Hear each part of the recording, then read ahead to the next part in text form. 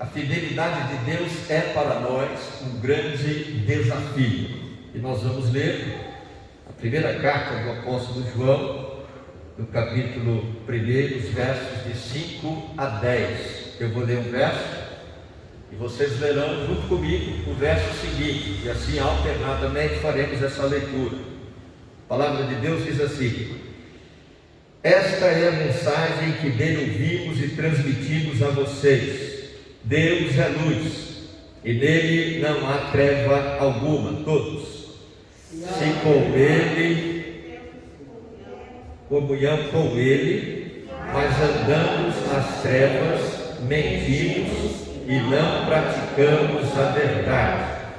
Se, porém, andarmos na luz como ele está na luz, temos comunhão uns com os outros, e o sangue de Jesus, seu Filho, nos purifica de todo pecado.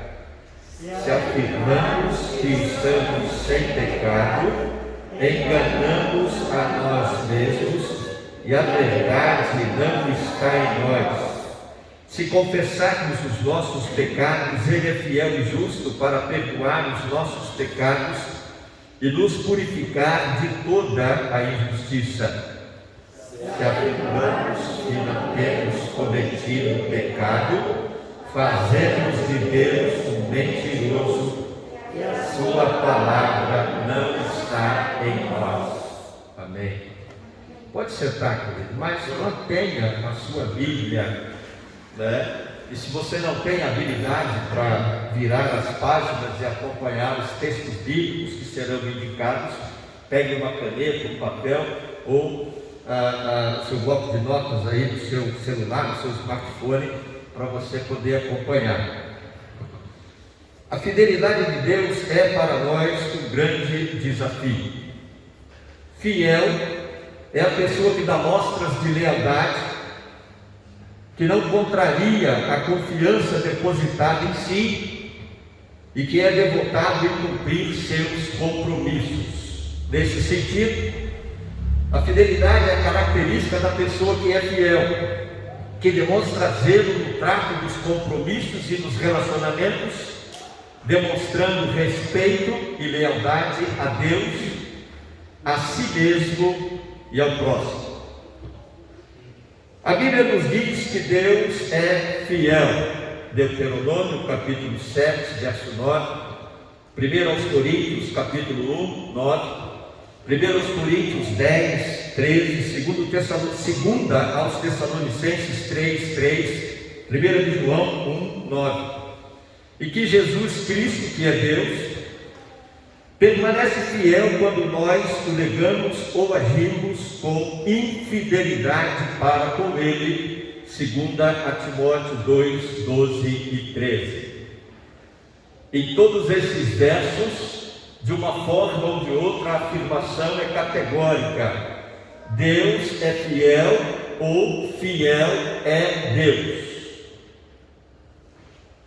Em 2 Timóteo 2, os versos 12 e 13, o apóstolo, escrevendo ao pastor da igreja em Éfeso, chega a colocar que se nós somos infiéis e se negamos ao Senhor Jesus Cristo, Ele permanece fiel, porque Ele é Deus e, como tal, não pode negar-se a si mesmo. Essa fidelidade inabalável e imutável de Deus é um grande desafio. Eu diria até que é um desafio hercúleo. Eu não sei se você já leu sobre os 12 trabalhos de Hércules da mitologia, mas é interessante porque expressa bem a realidade do esforço humano para conquistar o nada. E essa fidelidade de Deus inabalável e imutável impõe para nós um desafio assim. Porque cada um de nós que vivemos em constante e incessante transmutação, antigamente falava-se em mudanças, depois veio a ideia de mutações. Hoje, por causa da velocidade das mudanças que se experimenta, em sociologia já se diz que vivenciamos transmutações. Você nem acabou de experimentar uma mudança, já veio outra nova. E você tem que acompanhar para não ser atropelado pelo mundo, pela própria vida, pela sociedade. E justamente por causa disso, a fidelidade inabalável e imutável de Deus é um desafio, porque não importa o que façamos, não importa como agimos, Deus permanece fiel. E esse desafio, a fidelidade imutável e inabalável de Deus, fica ainda mais claro, mais assustador até, quando estudamos a primeira carta de João, justamente porque esse texto mostra, nos versos 5 a 10 do capítulo 1, de maneira clara, alguns aspectos desse desafio, dos quais, na verdade, sejamos honestos, quase sempre desejamos fugir deles. Os aspectos desse desafio, em 1 João, capítulo 1, versos 5 a 10, são os seguintes. Primeiro, reconhecermos o obscurantismo no qual vive a humanidade. Veja aí, 1 João 1, versos 5 e 6. O desafio que se impõe, ou a fidelidade de Deus, tem como um dos aspectos do seu desafio a necessidade de reconhecermos o obscurantismo no qual vive a humanidade. A Bíblia assevera que Deus é luz e que nele não há treva alguma. Isso significa dizer que só Deus é esplendor em si mesmo. Por isso, é a única luz capaz de pôr fim às trevas. Se você não sabe, o conceito de trevas que a Bíblia mostra, ele está bem próximo do conceito de trevas da própria filosofia grega, que é um conceito científico. Trevas, na verdade, não existe. O que existe é a ausência de luz. E se há ausência de luz, há trevas. Trazendo para o contexto bíblico, a afirmação do apóstolo João significa dizer que, se Deus não está presente, o que existe, o que há, é trevas. Seja na vida do ser humano, na mente do ser humano, no coração do ser humano, na sociedade, na família, na casa, na própria igreja, em qualquer lugar, em qualquer situação. Porque só Deus é esplendor em si mesmo, e por isso é Ele a única luz capaz de pôr fim às trevas, ao obscurantismo da humanidade. E a sequência do texto, logo na seguida, ao mesmo tempo, eu diria, o texto bíblico declara que nós, seres humanos, andamos em trevas, em total obscurantismo. Justamente, olha aí o texto, porque mentimos, porque não praticamos a verdade. E aí você vai dizer assim: mas pastor, o senhor está exagerando. Eu sou crente em Cristo Jesus, eu sou salvo, eu sou membro dessa igreja. Parabéns. Se eu pudesse, eu ia ir e te dava um beijo. Mas eu sou obrigado a dizer para você que, embora sendo conhecedor de tudo isso, e sendo eu o pastor da igreja, essa carta foi escrita para pessoas crentes como eu e você. E quando o apóstolo João diz que mentimos, que nos auto-enganamos, que não praticamos a verdade, ele está dizendo para nós, igreja de Jesus Cristo, essa carta não foi escrita para pecadores que vivem no mundo do pecado.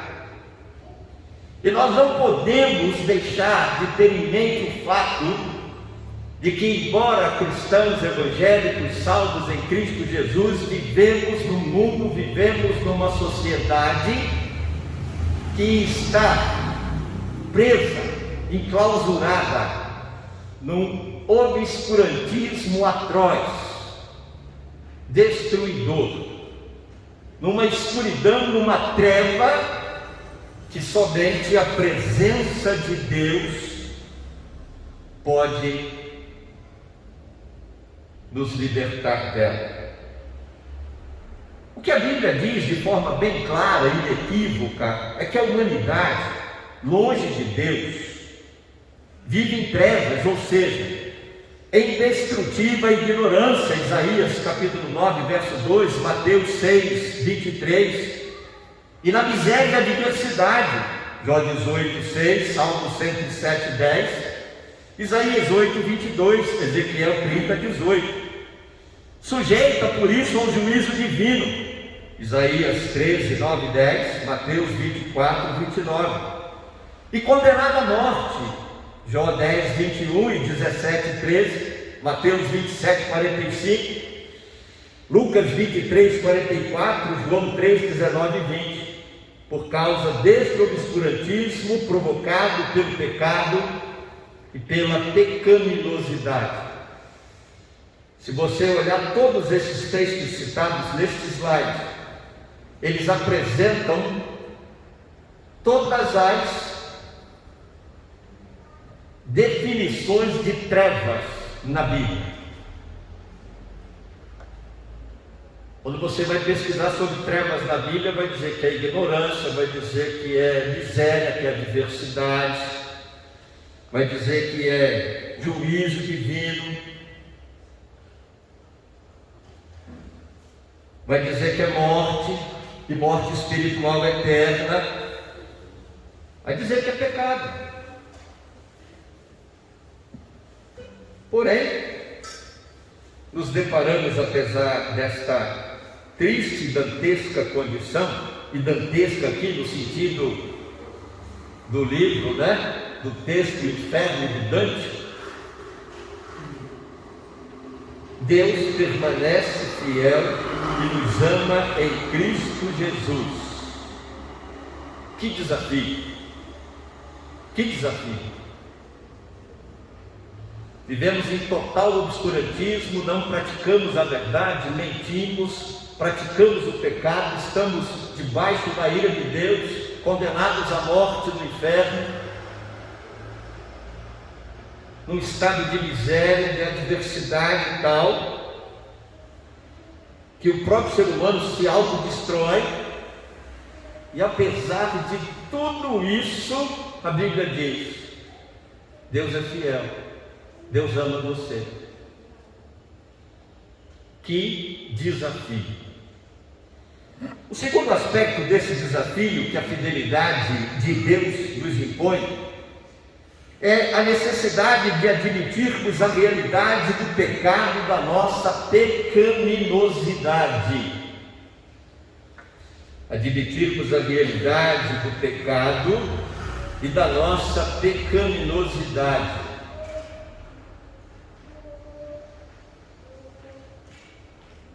Veja aí 1 João capítulo 1, os versos 8, e dê um salto até o verso 10.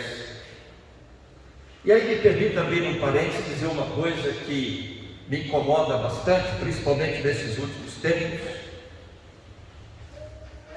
É a sensação que se gerou nos últimos tempos, na igreja evangélica principalmente, de que só pelo fato da gente ter levantado a mão, ter se batizado, assumir uma vida religiosa ou características na conduta do movimento gospel e ter o nome no hall de membros da igreja, parece que a gente não peca mais, a gente esquece que é pecador, e a gente parece que esquece de onde veio, da onde Deus tirou a gente.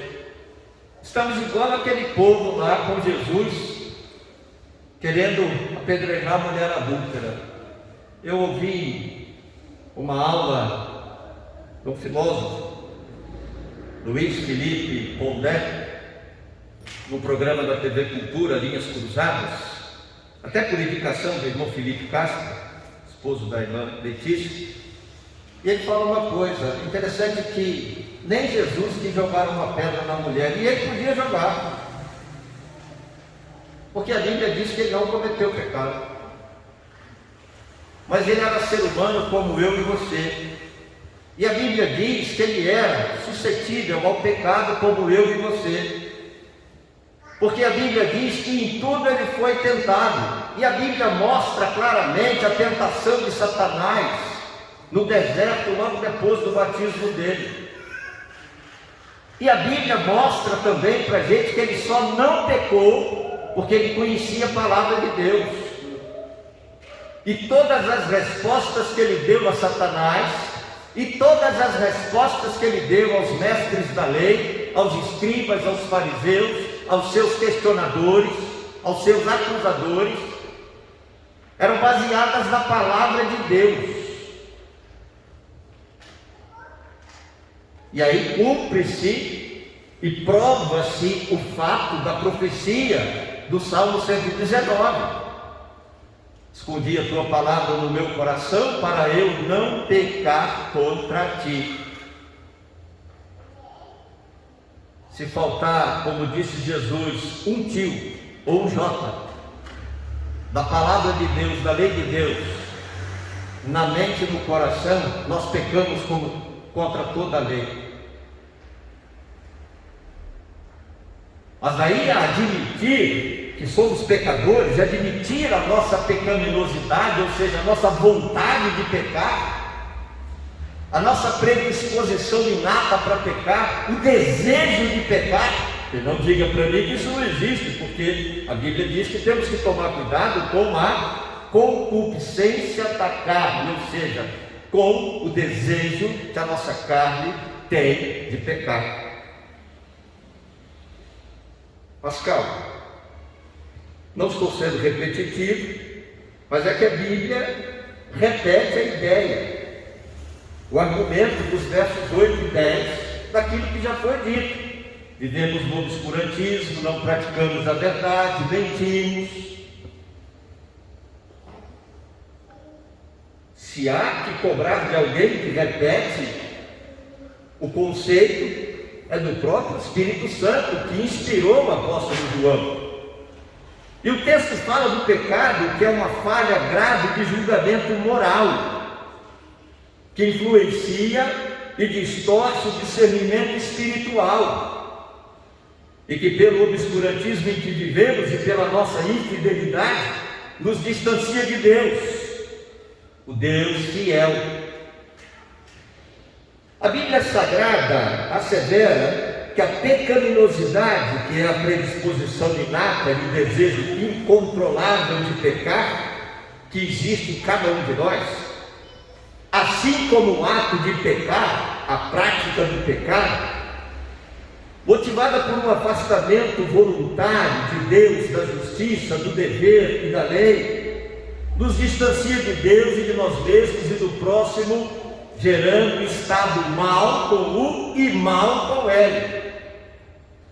Mal em contraponto do bom e mal em contraponto do bem, porque o estado mal da alma significa que a alma não é boa, e o estado mal com ele significa que não conseguimos praticar o bem que queremos, como diz o apóstolo Paulo.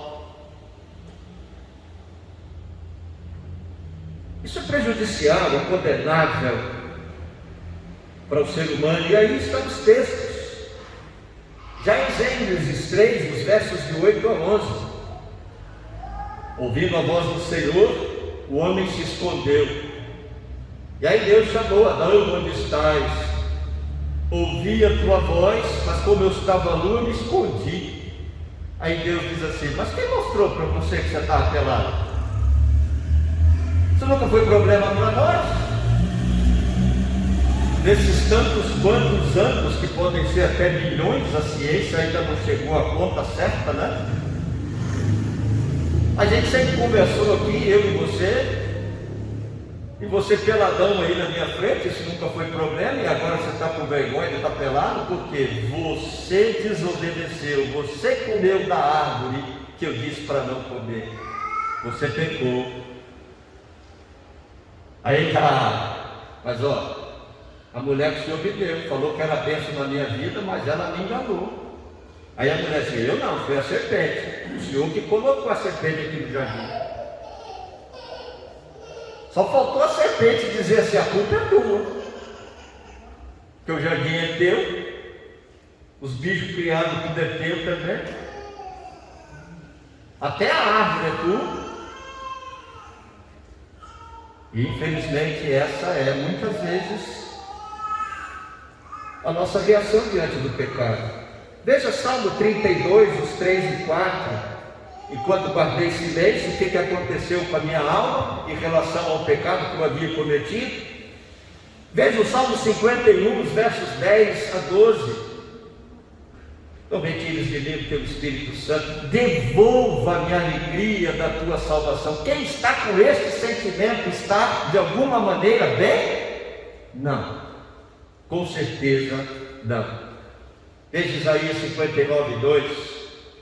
Eu sou Deus, eu quero abençoar a vida de vocês, mas os seus pecados fazem separação entre vocês e mim. Aí vem Paulo lá em Romanos e diz, todos pecaram e destituídos, separados estão da presença da glória de Deus.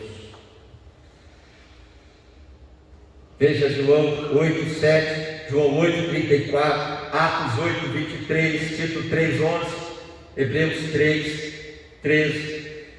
Textos que deixam claro para nós sobre essa condição ruim, esse estado mal da alma humana distante de Deus por causa do pecado e da pecaminosidade.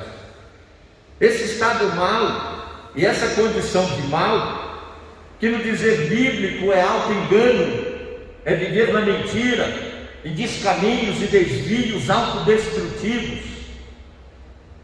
E é interessante que a palavra usada pelo apóstolo João tem um sentido que eu me espantei ao estudá-la, porque diz que andamos como um vagabundo perambulando na direção de um destino cruel, que é a sarjeta, mas que no caso do pecador, na prática do pecado, é um inferno. O apóstolo vai dizer pelo Espírito de Deus que se insistimos na prática do pecado, se insistimos na pecaminosidade, somos tal qual qualquer vagabundo perambulando, sujo, com as roupas todas urinadas, lixadas, fedendo, sem banho, sem cuidado, indo na direção do inferno. Porém, veja o desafio. Apesar dessa nossa deplorável realidade e desse triste e funesto destino, Deus permanece fiel.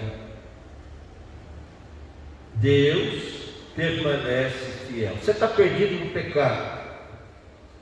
Você está se enganando a si mesmo dentro da igreja, cantando, orando, lendo Bíblia, vestindo roupa gospel, consumindo produto gospel, vivendo uma vida gospel. Agora cuidado, porque viver uma vida gospel tem seus percalços. Tem igreja gospel para homossexual, tem pastor gospel homossexual. No Brasil tem até atriz pornô gospel, pastor pedófilo gospel, pastor caloteiro processado gospel.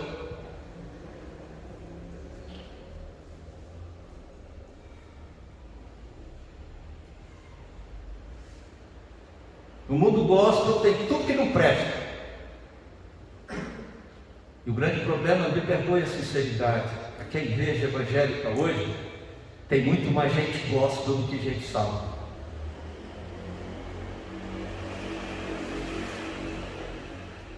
esses zumbis gospel vêm casumbiando, vagueando aí, feito zumbi, pelas ruas e enchem as igrejas. E ficam mudando de igreja em igreja.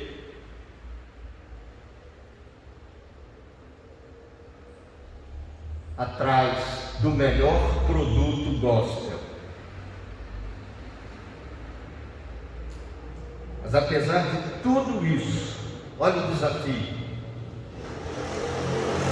Deus é e permanece fiel.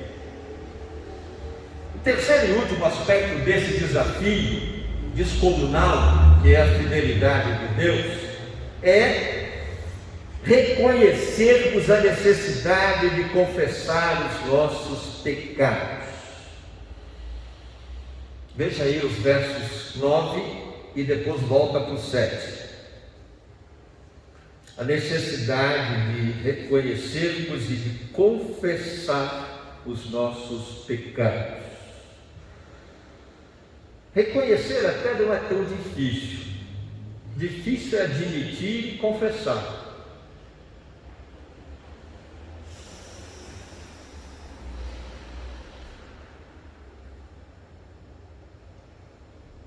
Certa feita, num debate teológico sobre a reforma protestante, um colega de uma igreja protestante do Brasil me perguntou o que mais eu achava prejuízo para a igreja evangélica em relação à igreja católica de onde os protestantes saíram. E ele se assustou com a minha resposta. Porque eu disse para ele que eu mais sinto falta em relação à igreja católica para a igreja evangélica protestante. Ele disse que é. Eu disse que o que eu mais sinto falta é do confessionário.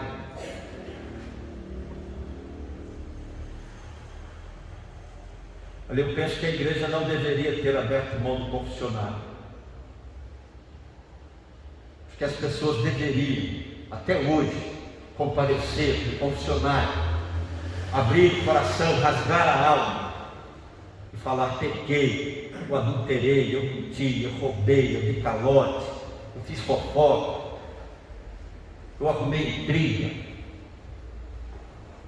eu odeio o meu cunhado. Embora isso seja fácil, eu odiar cunhado é uma coisa fácil. Eu briguei com a minha sogra, outra coisa fácil. Ou então, eu tenho vontade de esmurrar a cara do meu genro, porque também não é difícil você ter vontade de pegar o genro e dar um sopapo nele.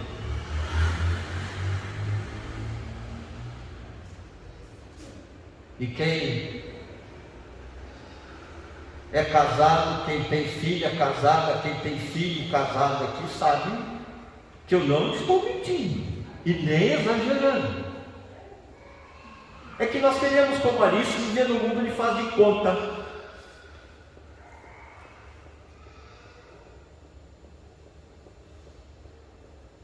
Só que, diferente da Alice, não queremos conversar com o nosso espelho. Preferimos bater papo com o homem de lata. E o que é pior, às vezes queremos que o nosso pastor seja um homem de lata, que não tenha emoções e que não se aborreça conosco, e que simplesmente concorde com tudo e nos ajude em tudo que sonhamos, robotizando o ministério pastoral, ao contrário do que a Bíblia diz que é a tarefa pastoral: ensinar, redarguir, corrigir, exortar, ou seja, fazer com que a pessoa reconheça que errou, que ela precisa corrigir a conduta, que ela precisa confessar o seu pecado, abandonar o seu pecado, para que ela possa honrar e glorificar a Deus. Não é isso que Paulo orienta a Tito e a Timóteo a fazerem na igreja em que pastoreavam? Éfeso e Creta. Mas se você chamar a atenção do membro da igreja por causa de um pecado, ou até da aparência do mal, como disse Jesus, a resposta que ele dá é assim: eu estou feliz, meu coração está em paz. Aí muda de igreja. Aí ele acha uma igreja gospel que aceita isso aí. Porque na verdade, queridos, o fato é que nem eu, nem você, nenhum de nós quer confessar pecado. O que é mais sério, nenhum de nós quer abandonar o pecado.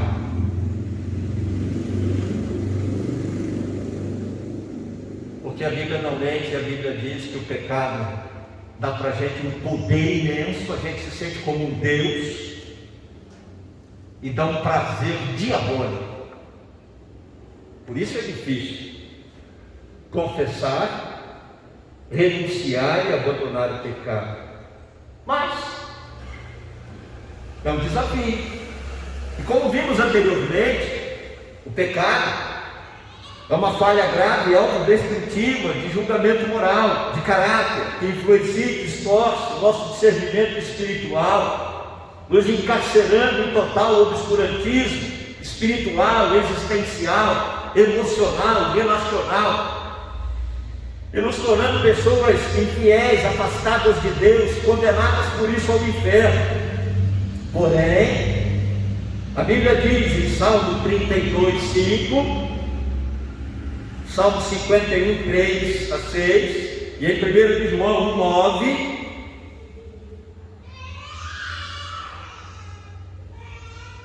que se confessarmos os nossos pecados, recebemos de Deus, pela fé em Jesus, o perdão e a purificação.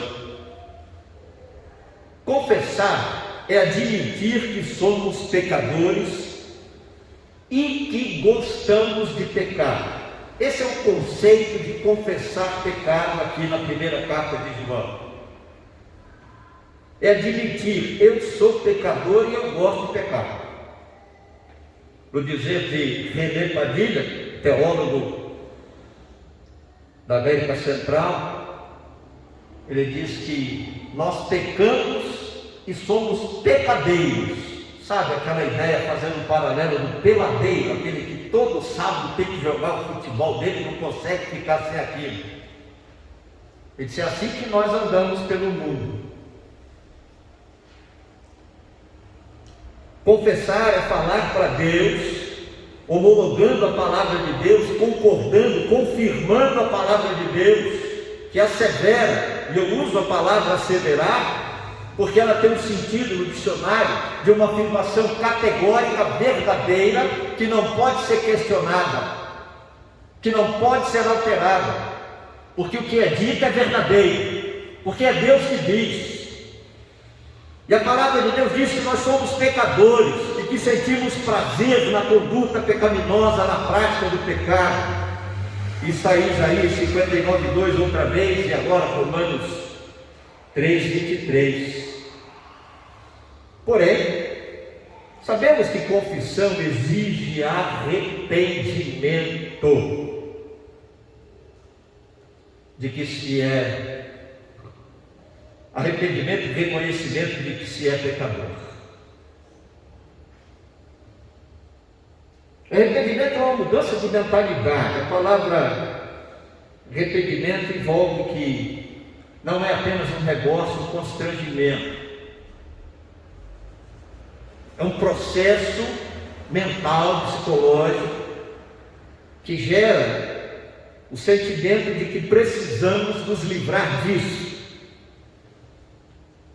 E arrependimento exige de nós integridade moral e sinceridade. Ou seja, arrependimento exige a renúncia da falsidade, do auto-engano e de mentiras. A Bíblia chega a dizer que o arrependimento sem a obra do Espírito Santo é impossível ao ser humano. Jesus disse que é Ele que convence o homem do pecado, do juízo e da justiça.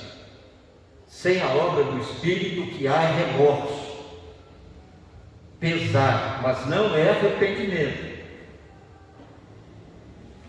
Queridos,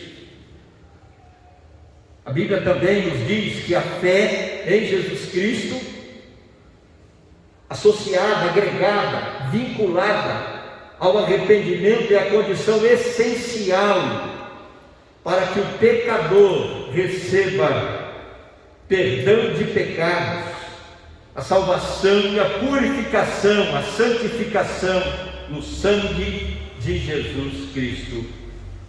João, capítulo 20, os versos 26 a 29, Atos, capítulo 16, versos 29 a 31, 1 de João 2.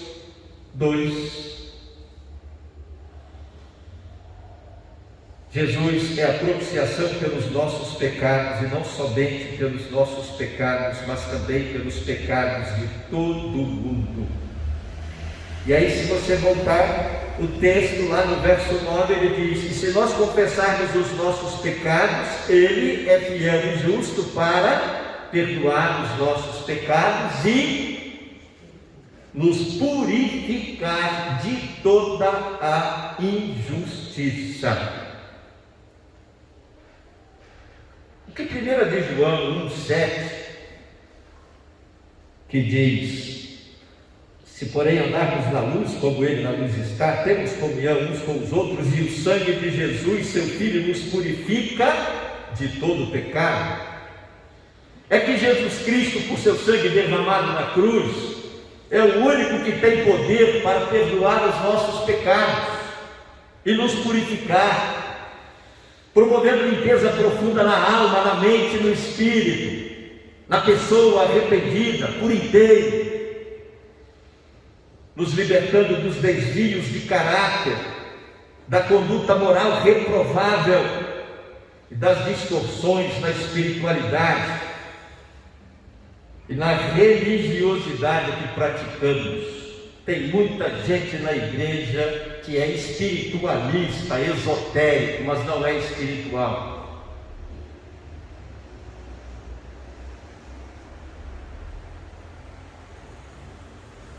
E tem muita gente que não passa de um religioso de meia tigela, cabraúdo.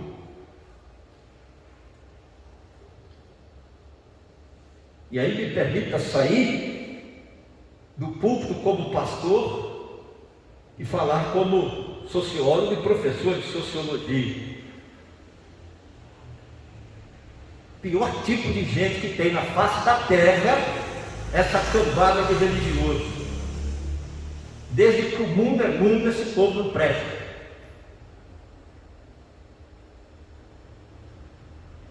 Se religião fosse bom e resolvesse qualquer coisa e mudasse o caráter do ser humano, Jesus não precisaria ter vindo ao mundo morrer na cruz por nós. Porque não existe no planeta. Você pode estudar religiões comparadas. Não existe um sistema religioso melhor do que o judaísmo. Mas Jesus chega a dizer que aquilo era lixo,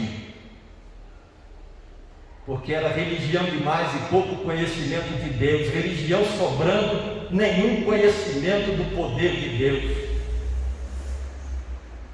religião demais e prática de regra religiosa para tudo que é lado,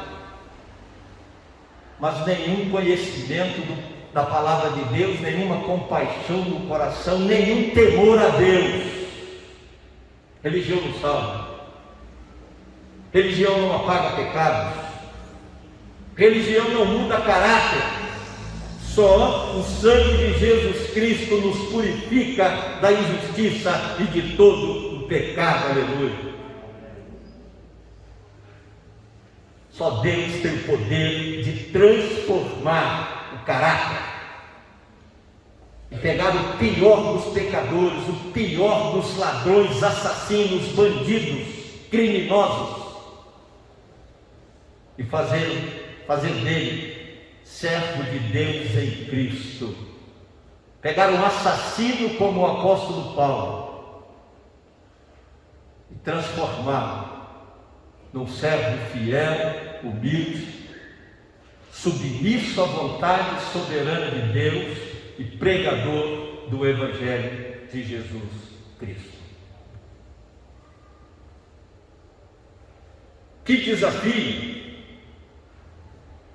Um Deus que é fiel, independentemente de quem somos, do que somos, do lugar podre e fétido no qual vivemos e dos pecados que praticamos, porque simplesmente Ele é fiel e permanece fiel e ponto final.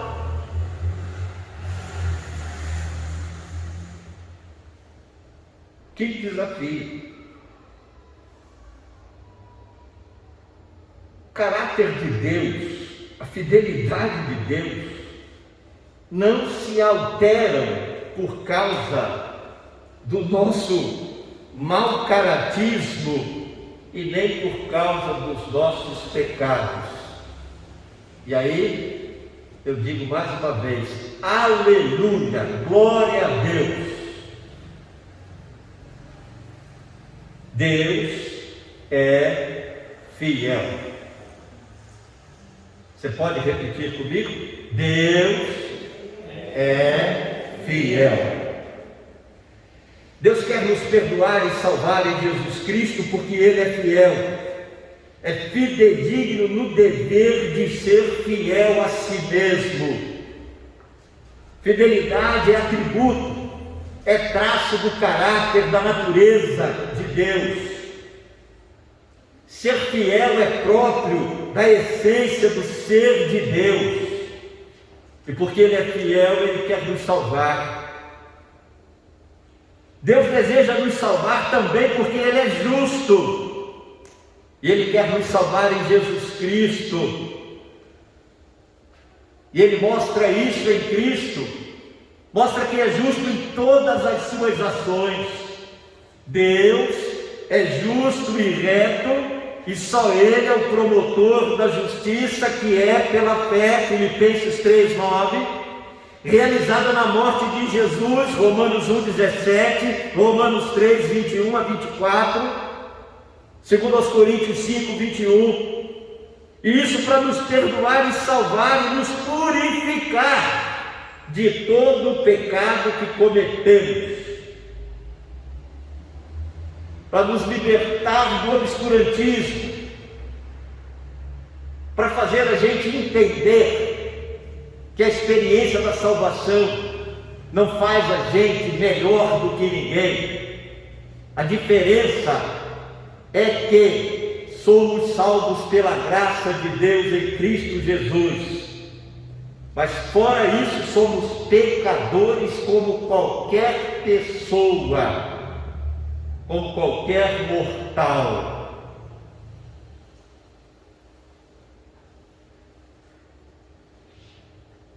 Justiça e fidelidade são como as bases do amor de Deus demonstrado na cruz de Jesus por nós, Romanos 5:8, para nos perdoar e salvar.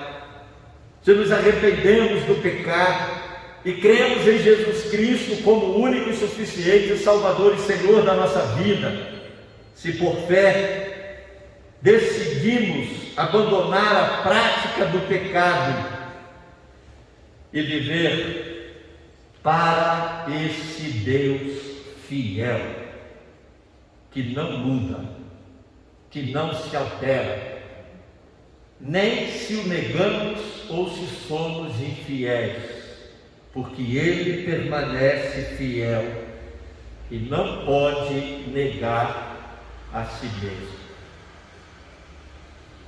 Deus é fiel. Faz um favor para mim, volta essa imagem. Pode seguir. Vê se ela vai mudar agora. Eu espero. Amém.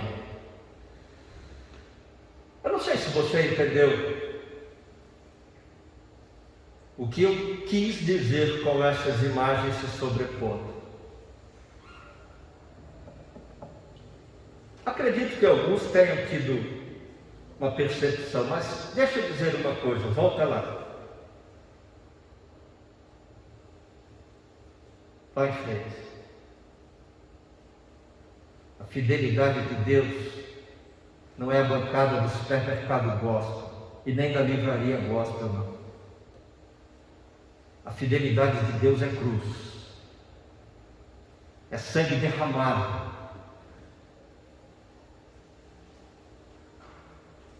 Se o seu pensamento até agora, em relação à fidelidade de Deus, é mercado gospel, você está no lugar errado. Ou você se converte, ou você crê em Jesus, se arrepende dos pecados, entrega a sua vida a Jesus, abandona os pecados, ou você está em total obscurantismo na prática do pecado.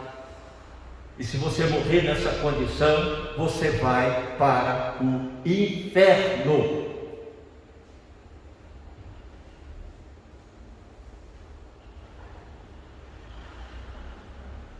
Por isso que eu insisto em dizer que a fidelidade de Deus é para nós um desafio. Mas aleluia, glória a Deus, louvado seja o Senhor nosso Deus, porque é um desafio também de arrependimento e fé em Jesus Cristo. A fidelidade de Deus é, em última análise, o desafio de fé e de arrependimento do pecado, de fé em Jesus Cristo. E eu encerro fazendo uma pergunta simples, para todos nós que estamos aqui, para você. Você aceita esse desafio? Você aceita esse desafio?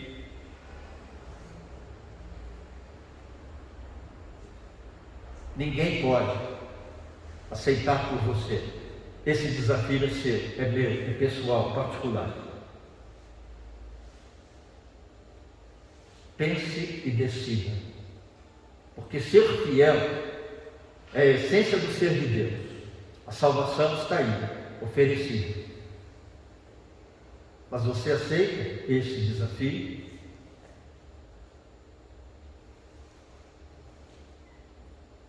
Abaixe a sua cabeça e ore ao Senhor. Em tanto tempo de caminhada ao seu lado, me lembrei do começo, de quando você me chamou. Eu era um nada que ninguém mais queria, o mais desprezado, mas você me alcançou. Foram anos de espera, tempo de paciência. Eu ia e voltava, queria e fugia.